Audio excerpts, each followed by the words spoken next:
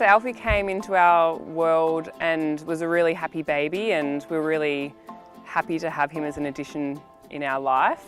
The first few months were pretty normal, I'd say, and then when he was about 4 months old, we started noticing his eyes flickering from side to side. Started to get a little bit concerned about what that was. We couldn't remember his older brother doing it, so we took him to a specialist who diagnosed him with nystagmus at that time.